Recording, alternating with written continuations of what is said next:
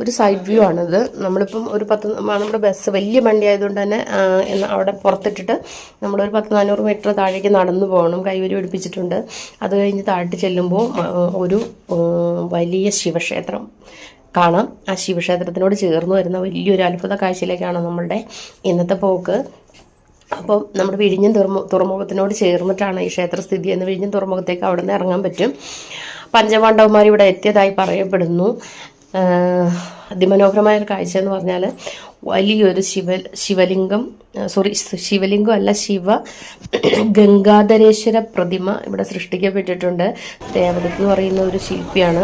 നമ്മൾ ആ ശില്പത്തിന് അടുത്തേക്ക് കടന്നു പോകണമെങ്കിൽ അവിടെ ഒരു വലിയൊരു ഗുഹയുണ്ട്. ആ ഗുഹ അതും സൃഷ്ടിക്കപ്പെട്ടതാണ്. ഒരു പാറയുടെ പുറത്ത് സൃഷ്ടിക്കപ്പെട്ട ഒരു ഗുഹയാണത്.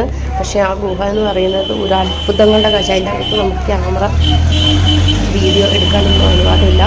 അതുകൊണ്ട് തന്നെ പക്ഷെ അത് കണ്ട് തന്നെ നേരിട്ട് കാണുന്നതിൻ്റെ നമ്മൾ പറഞ്ഞ് കണ്ടൊക്കെ കഴിഞ്ഞതിൻ്റെ ആ ക്യൂരിയോസിറ്റി പോകും. നമ്മളതിൻ്റെ അകത്തിറങ്ങിയ ഒരു അത്ഭുത കാഴ്ചയിൽ നിന്നാണ് മുകളിലേക്കുള്ള അത്ഭുത കാഴ്ചയിലേക്ക് എത്തുന്നത്.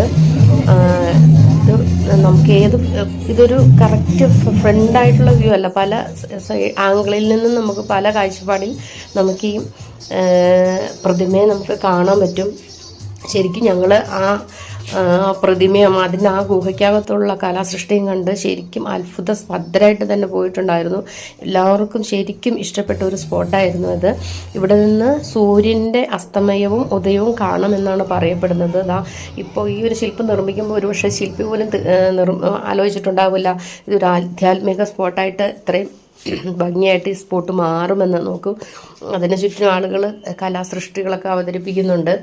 എന്താണെങ്കിലും ഒരു മഹത്തായ സൃഷ്ടിക്കും ആ കലാകാരന് മുമ്പിൽ നമുക്ക് നമ്മൾ നേരിട്ട് കണ്ടിരുന്നുവെങ്കിൽ ഒരു നിമിഷം സാഷ്ടാംഗം പ്രണമിച്ചേനെ. തീർത്ഥാടന സമയം ആയതുകൊണ്ടാണ് ഇത്രയധികം തിരക്ക് വരുന്നത്. അല്ലാത്ത സമയം നിങ്ങൾ കുറച്ചും കൂടെ തിരക്ക് ഒഴിഞ്ഞ് കിട്ടുമായിരിക്കാം.